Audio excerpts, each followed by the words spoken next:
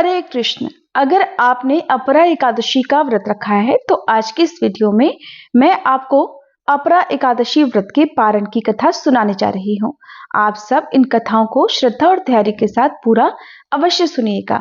जिस तरह से एकादशी के व्रत में व्रत रखकर पूजा करके एकादशी व्रत की मुख्य कथा पढ़ी अथवा सुनी जाती है, उसी प्रकार व्रत का संपूर्ण फल प्राप्त करने के लिए द्वादशी तिथि में पूजन करने के साथ साथ पारण की कथा सुनना भी आवश्यक होता है। इस बार ज्येष्ठ मास के कृष्ण पक्ष की अपरा एकादशी है और पारण की कथा सुनने से पहले ये जानना जरूरी है कि अपरा एकादशी की महिमा क्या है। युधिष्ठिर महाराज ने भगवान श्री कृष्ण से पूछा, हे जनार्दन, कृपया मुझे ज्येष्ठ मास के कृष्ण पक्ष में आने वाली उस पावन एकादशी के विषय में बताइए। उसका क्या नाम है और इस एकादशी का व्रत रखने के क्या लाभ हैं? कृपया आप मुझे इस विषय में सब कुछ विस्तार पूर्वक बताइए। तब धर्मराज युधिष्ठिर महाराज के प्रश्न सुनकर श्री कृष्ण ने कहा, हे महाराज, आपने मुझसे जो कुछ भी पूछा है उससे समस्त जगत को लाभ होगा। ये अत्यंत शुभ एकादशी आशीर्वाद प्रदान करने वाली है। मैं अब आपको इसके विषय में बता रहा हूँ, ध्यान पूर्वक सुनिए। ये एकादशी अत्यंत प्रशंसनीय है और इसका नाम अपरा एकादशी है। जो व्यक्ति इस एकादशी का व्रत रखता है वह समस्त जगत में प्रसिद्ध हो जाता है। ब्राह्मण की हत्या, गौओं की हत्या, गर्भ में शिशु की हत्या, किसी की निंदा करना, किसी की पत्नी के साथ संबंध रखना जैसे घोर पाप भी सच्चे मन से प्रायश्चित की भावना से इस एकादशी के व्रत से निष्फल हो जाते हैं। महाराज, झूठी गवाही देने वाला सबसे बड़ा पापी है और मैं आपको अनेक प्रकार के पापियों के बारे में भी बता रहा हूं। जैसे कोई व्यक्ति किसी की झूठी प्रशंसा करता है या उपहासपूर्ण तरीके से प्रशंसा करता है, अगर कोई व्यक्ति तराजू पर वजन करते समय बेईमानी करता है, अगर कोई व्यक्ति अपने आश्रम या वर्ण का पूर्णतः पालन नहीं करता, अगर कोई व्यक्ति अपना धर्म ग्रंथ बनाता है, अगर कोई दूसरों को धोखा देता है, अगर कोई व्यक्ति किसी के बारे में झूठी भविष्यवाणियां करता है, अगर कोई व्यक्ति जानबूझकर खातों में गलतियां करता है या फिर कोई वैद्य के नाम पर झूठ बोलता है, ये पापी लोग झूठी गवाही देने वाले पापियों के ही समान हैं। जो व्यक्ति श्रद्धापूर्वक और पूर्णतया इस अपरा एकादशी का व्रत रखता है उसके समस्त पाप ताप नष्ट हो जाते हैं। अगर कोई योद्धा युद्ध क्षेत्र छोड़कर भाग जाता है तो वह पापी हो जाता है और नरकगामी बन जाता है, परंतु यदि वह इस एकादशी का व्रत रखता है तो उसे स्वर्ग में स्थान मिलता है। गुरु से आध्यात्मिक ज्ञान प्राप्त करने के बाद अगर कोई शिष्य उनकी ही निंदा करता है तो संसार में तो उसके समान कोई पापी ही नहीं है, परंतु वह पापी भी अपरा एकादशी का अगर सच्चे मन से व्रत रखता है तो केवल इसी से वह परलोक में जाने के योग्य हो जाता है। मैं आपको इस एकादशी की और भी अद्भुत महिमाओं के बारे में बता रहा हूँ। इस कथा को ध्यान पूर्वक सुनिए। अपरा एकादशी का व्रत करने वाला व्यक्ति इतना पुण्य कर्म करता है कि अगर अनेक पुण्य कर्म इस संसार में जोड़ दिए जाएं तो भी एक व्यक्ति के कर्मों के बराबर पुण्य नहीं हो सकते। उदाहरण के लिए, कार्तिक माह में 3 बार स्नान करना, शीतकाल में प्रयागराज में स्नान करना, कुरुक्षेत्र में सूर्य ग्रहण के समय स्नान करना, हाथी, गाय, सोना आदि दान करना, केदारनाथ और बद्रीनाथ जैसे तीर्थ स्थलों के दर्शन करना। इन सभी पुण्य कर्मों को एकत्रित करने पर अपरा एकादशी का व्रत करने वाले व्यक्ति को इन पुण्य कर्मों के फल से भी कहीं अधिक लाभ प्राप्त होता है। इसके साथ ही अगर कोई व्यक्ति गर्भवती गाय, सोना चांदी आदि दान करे या उपजाऊ भूमि दान करे तो भी एकादशी का व्रत करने वाले व्यक्ति को सभी लाभ प्राप्त होते हैं। जैसे कुल्हाड़ी पूरे जंगल को नष्ट कर सकती है, वैसे ही पाप के पूरे जंगल को अपरा एकादशी नामक कुल्हाड़ी से नष्ट किया जा सकता है।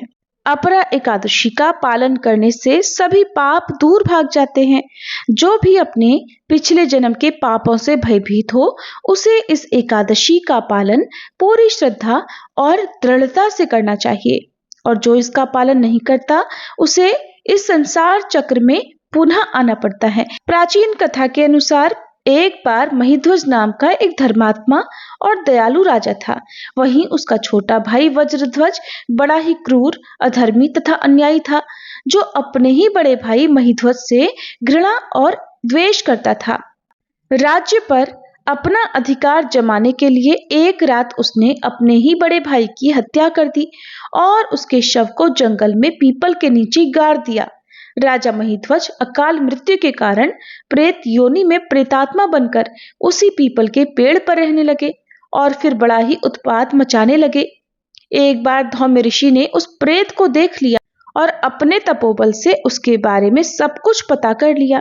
फिर ऋषि ने उस प्रेत को पेड़ से उतारा तथा परलोक विद्या का उपदेश दिया, और उसकी मुक्ति के लिए ऋषि ने अपरा एकादशी का व्रत रखा तथा श्री हरि विष्णु से राजा की प्रेत योनि से मुक्ति के लिए कामना की, और द्वादशी तिथि को अपने द्वारा रखे गए व्रत का समस्त पुण्य प्रेत योनि में पड़े राजा को संकल्प करके दान कर दिया। इस प्रकार अपरा एकादशी व्रत के पुण्य प्रभाव से राजा की प्रेत योनि से मुक्ति हो गई। राजा बहुत प्रसन्न हुआ और वह ऋषि को धन्यवाद देता हुआ स्वर्गलोक में चला गया। इस प्रकार भगवान श्री कृष्ण द्वारा सुनाई गई अपरा एकादशी की ये अद्भुत और रहस्यमयी कथा पूर्ण होती है। जो भक्त श्रद्धा, विश्वास और सच्चे मन से अपरा एकादशी का व्रत करते हैं और कथा का श्रवण करते हैं, भगवान विष्णु की कृपा से उनके सभी पापों का नाश हो जाता है, उनके ऊपर आने वाली बाधाएं दूर हो जाती हैं। इस प्रकार से अपरा एकादशी की महिमा हमारे धार्मिक ग्रंथों में बताई गई है। आइए अब सुनते हैं हरि वल्लभा श्री तुलसी माता की कथा, क्योंकि आज के दिन तुलसी माता की पूजा करके कथा का श्रवण विशेष फलदायी होता है।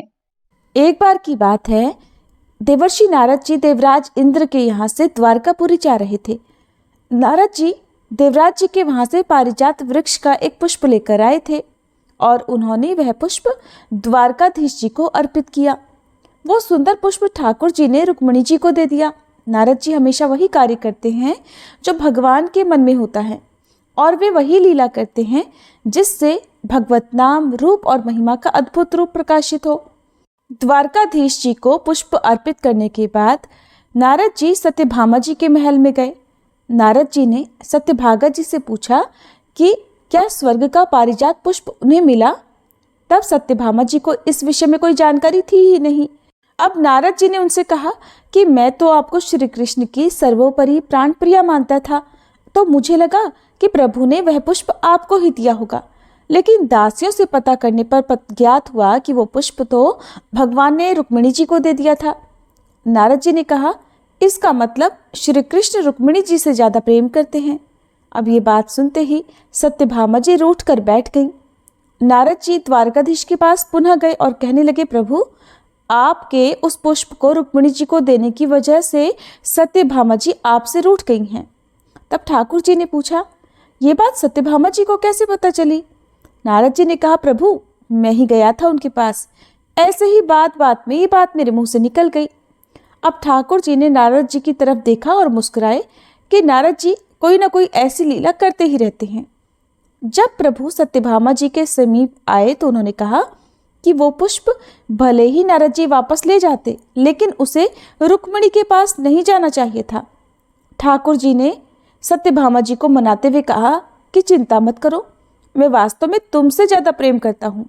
रुक्मिणी जी को तो मैंने केवल पुष्प दिया है, तुम्हारे लिए तो मैं वो पारिजात वृक्ष लाकर ही तुम्हारे आंगन में लगा दूंगा।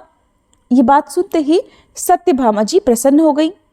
इधर पृथ्वी के पुत्र भौमासुर का जब अत्याचार बढ़ा तो देवराज इंद्र ने श्री द्वारकाधीश जी की शरण ली और उनसे सारे देवताओं को बचाने की प्रार्थना की। सत्यभामा जी साक्षात पृथ्वी देवी का रूप हैं। भौमासुर अर्थात नरकासुर पृथ्वी देवी का पुत्र था। पृथ्वी देवी ने भगवान से वरदान मांगा था कि मेरे पुत्र को मेरे कहे बिना आप कभी नहीं मारेंगे। इसलिए सत्यभामा जी की आज्ञा के बिना भौमासुर का वध नहीं किया जा सकता था।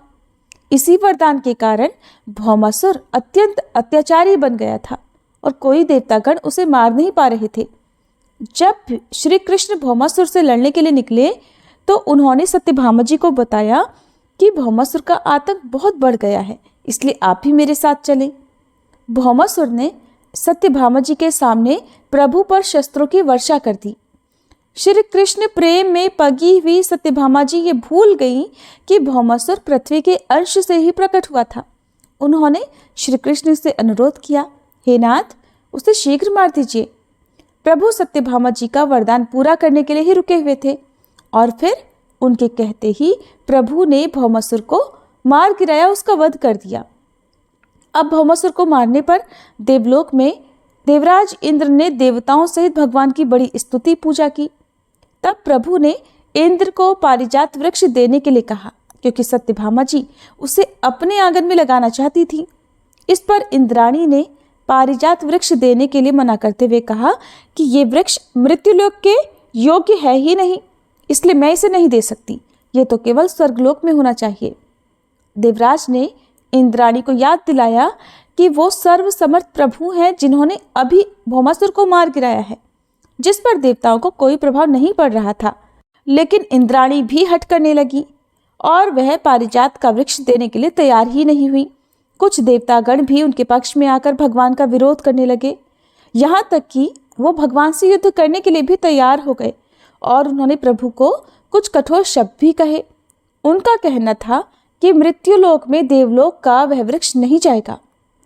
तब प्रभु ने कहा, इन्हें मेरी द्वारकापुरी मृत्युलोक नजर आती है। अभी तक तो आप सभी भौमासुर के डर से पीड़ित थे।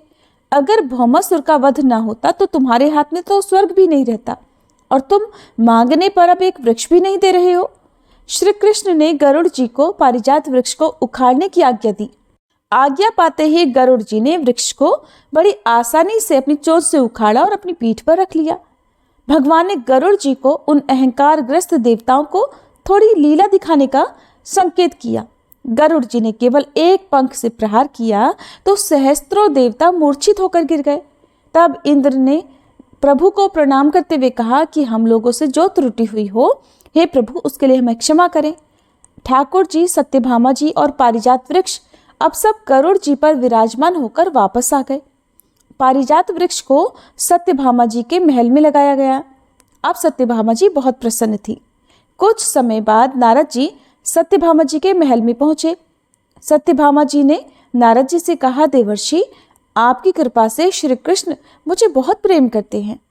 रुक्मिणी जी को तो प्रभु ने पारिजात वृक्ष का केवल एक पुष्प लाकर दिया था और देखिए, ये वृक्ष आज मेरे आंगन में शोभा बढ़ा रहा है।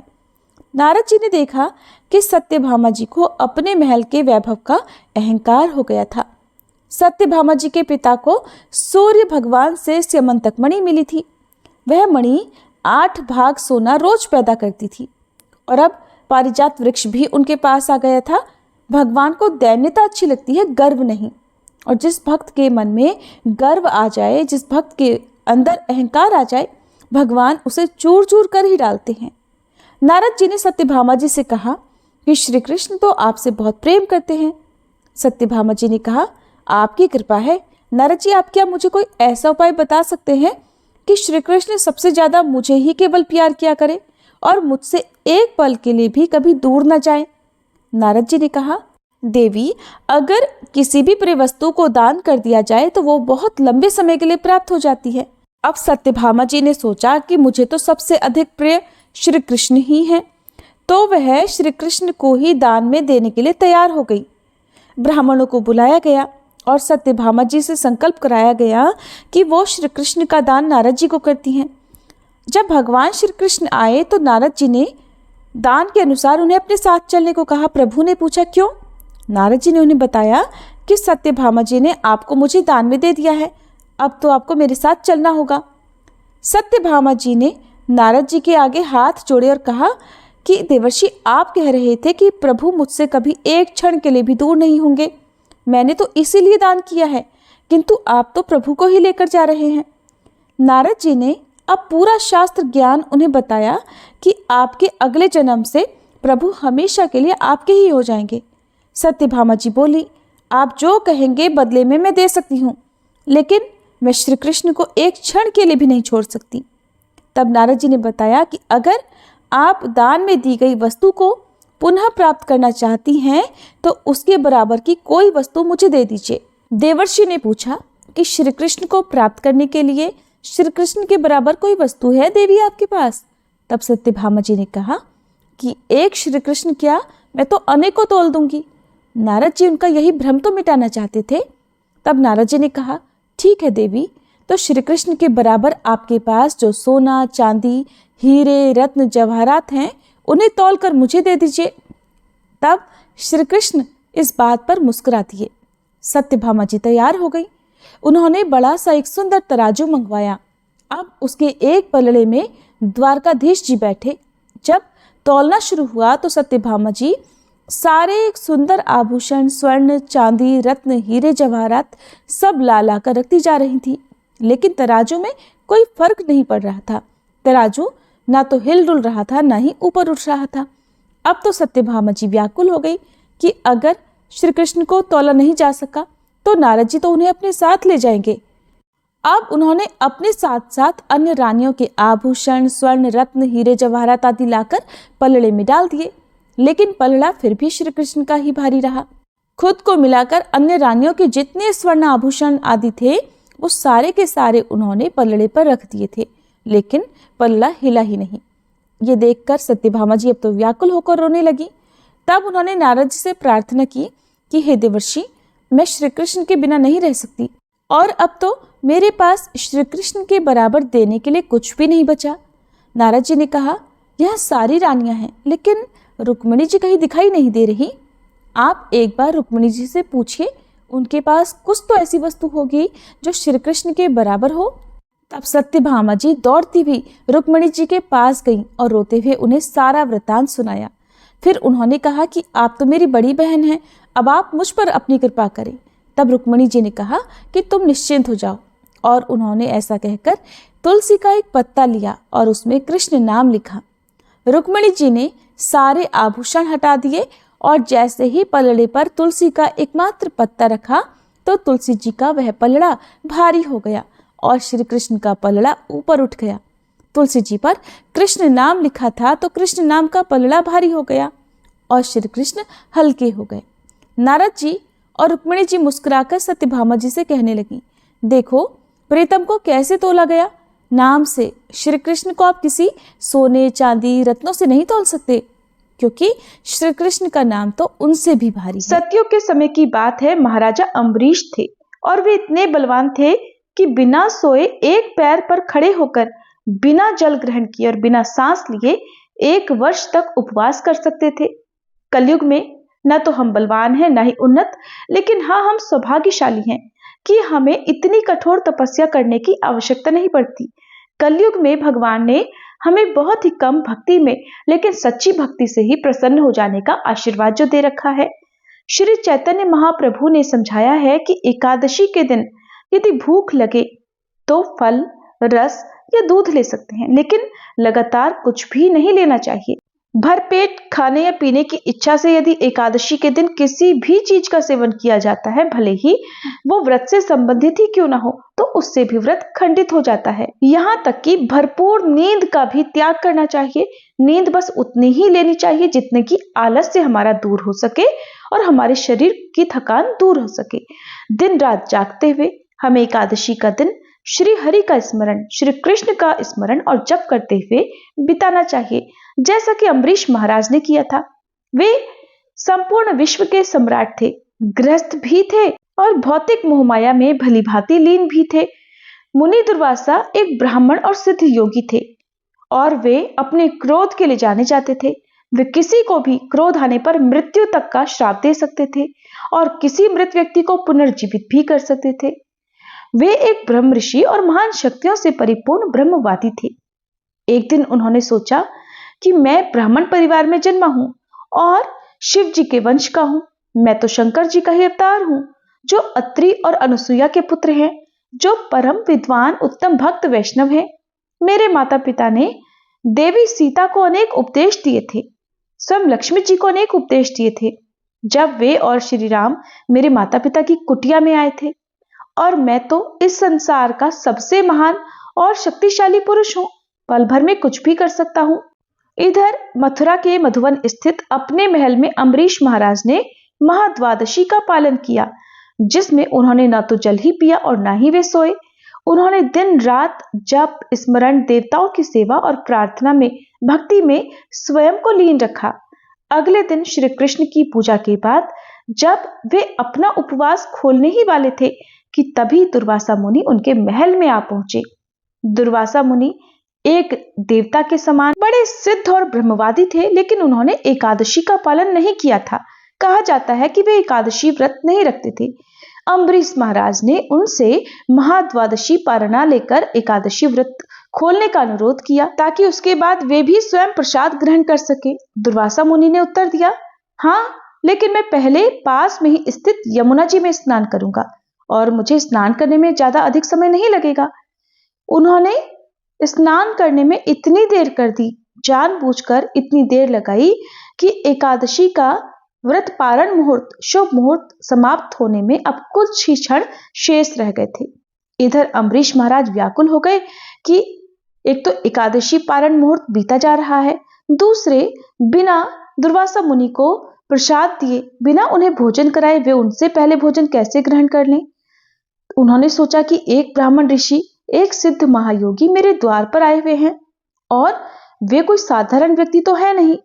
मुझे स्वयं महाप्रसाद ग्रहण करने से पहले उन्हें महाप्रसाद अर्पित करके उनका सम्मान करना चाहिए, नहीं तो मैं भारतीय संस्कृति की उपेक्षा करूंगा और संभवतः नरक में ही जाऊंगा। दूसरी ओर मुझे अपना एकादशी व्रत भी रखना चाहिए, जो सांसारिक कर्म नहीं है, ये दिव्य है। और अगर मैं उचित समय पर शुभ मुहूर्त में महाप्रसाद ग्रहण न करके इसका पालन न करूं तो मेरी भक्ति नष्ट हो सकती है, अब तक किए गए सारे पुण्य कर्म नष्ट हो सकते हैं। क्या करूं? क्या मुझे इन ब्राह्मण का सम्मान करना चाहिए या फिर अपनी भक्ति का? बहुत देर तक गहन विचार विमर्श करने के बाद उन्होंने भक्ति को ही सम्मान देने का निर्णय लिया।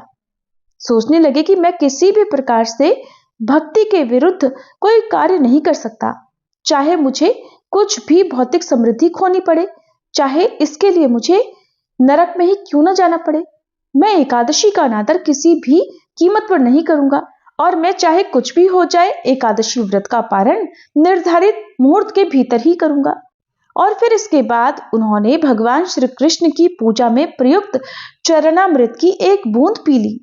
यदि कोई एकादशी का व्रत बिना किसी रस या बिना जल पिए रखे तो वह चरणामृत ग्रहण करके अपना उपवास खोल सकता है, लेकिन अगर जल, फल, रस, दूध या सब्जियां ग्रहण की हो एकादशी व्रत में तो उसे कुछ अनाज ग्रहण करके ही व्रत खोलना चाहिए।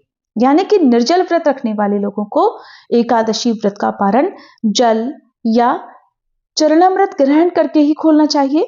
बाकी अन्य व्यक्ति सात्विक भोजन करके एकादशी का उपवास खोल सकते हैं, नहीं तो उनकी एकादशी पूर्ण नहीं मानी जाती। अम्बरीश महाराज ने सोचा कि मैंने तो एकादशी व्रत के दौरान जल की एक बूंद तक ग्रहण नहीं की है, इसलिए मैं चरणामृत ग्रहण कर सकता हूं। इस प्रकार मैंने कोई अनाज तो खाया नहीं है और मैं ब्राह्मण का आदर भी कर सकूंगा। चरणामृत की एक बूंद ग्रहण करने के बाद ही तुरंत दुर्वासा मुनि स्नान करके वापस लौट आए। मैं तुम्हें जानता हूं, वे गरजते हुए अम्बरीश महाराज से बोले, तुम तो बस एक झूठे भक्त हो, मैं एक सिद्ध ब्राह्मण हूं। तुम मेरे वंश को जानते हो, तुम मेरी महान शक्तियों को जानते हो, फिर भी तुमने मेरा अपमान करने का साहस किया है। मैं तुम्हें तुरंत जलाकर भस्म कर दूंगा।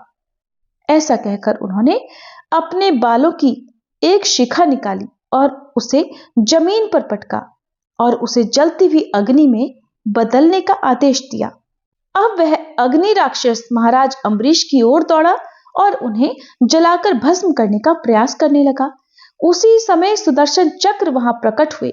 श्री कृष्ण ने अपने चक्र को वैष्णवों यानी उनकी शरण में आए हुए भक्तों की रक्षा करने का उपदेश जो दे रखा था, इसलिए सुदर्शन ने अग्नि राक्षस को ही जलाकर राख कर दिया और अब वह दुर्वासा ऋषि की ओर बढ़ने लगे, जो अपने पैरों को सिर पर रखकर भाग खड़े हुए। दुर्वासा ऋषि भागते हुए चिल्लाने लगे, बचाओ बचाओ, कोई मुझे बचाओ। उधर जब अग्नि राक्षस अम्बरीश महाराज के पास पहुंचा तो राजा ने मंत्रोच्चार किया और निर्भीक बने रहे। उन्होंने सोचा, मेरा जीवन तो और मेरी मृत्यु तो श्री कृष्ण पर ही निर्भर है। फिर उन्होंने पूरी तरह से केवल और केवल श्री कृष्ण पर ही विश्वास किया, उन्हीं का भरोसा किया, और इधर सुदर्शन चक्र ने उनकी रक्षा कर ली। लेकिन दुर्वासा मुनि, जो एक शक्तिशाली ब्राह्मण और सिद्ध योगी थे, मृत्यु से भयभीत होकर भाग गए।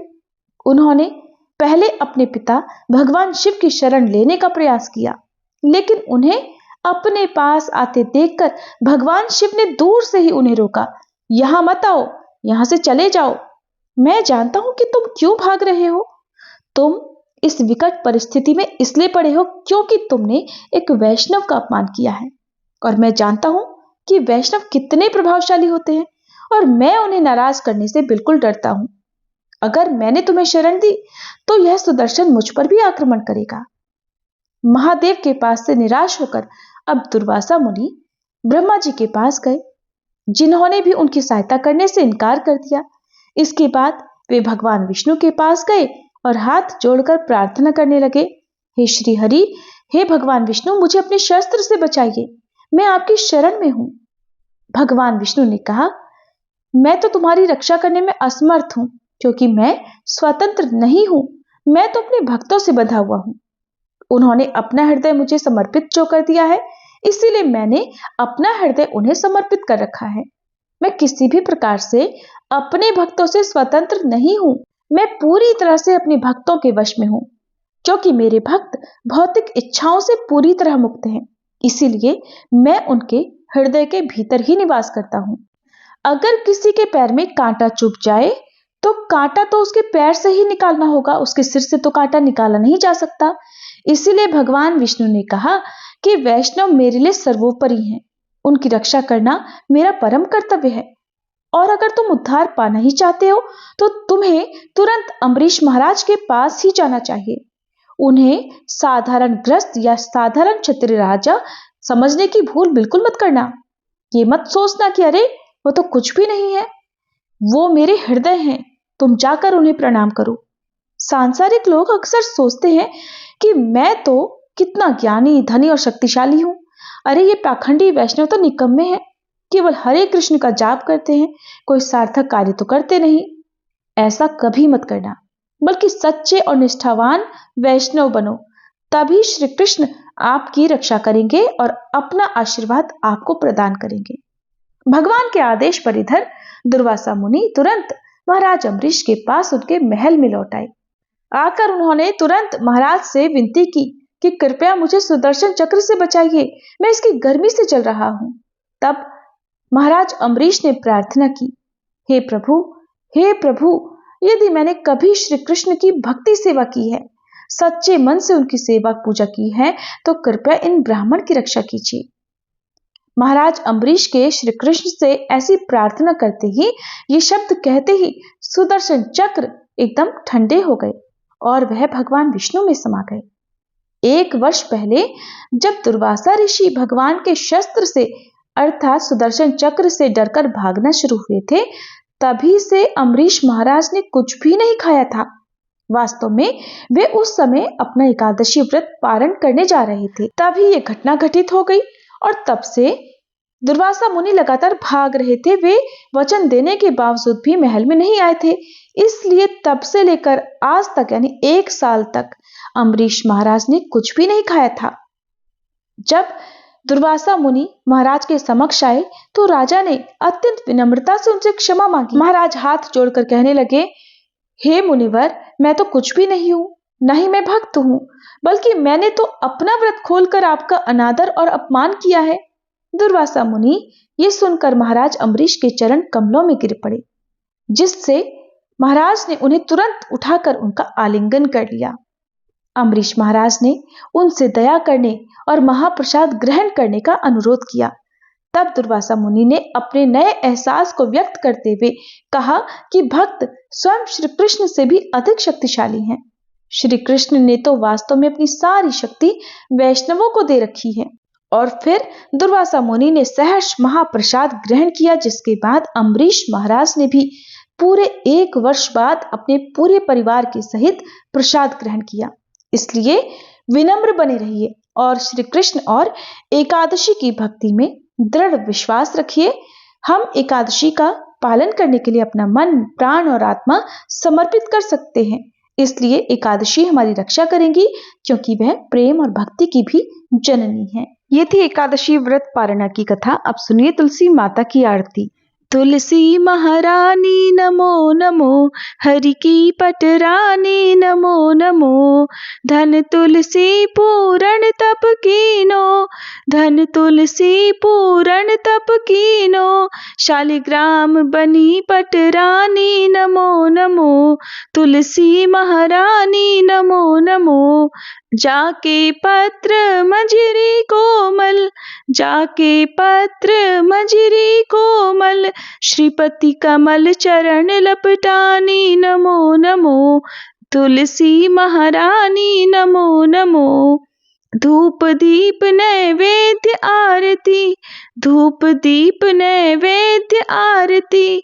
पुष्पन की वर्षा वर्षानी नमो नमो, तुलसी महारानी नमो नमो। 56 भोग 3600 व्यंजन, 56 भोग 3600 व्यंजन। बिन तुलसी हरि एक न मानी नमो नमो, बिन तुलसी हरि एक न मानी नमो नमो। तुलसी महारानी नमो नमो। सभी सखी मैया तेरो यश गावे, सभी सखी मैया तेरो यश गावे। भक्ति दान दीजे महारानी नमो नमो, तुलसी महारानी नमो नमो। हरि की पटरानी नमो नमो, तुलसी महारानी नमो नमो। तुलसी मैया की जय।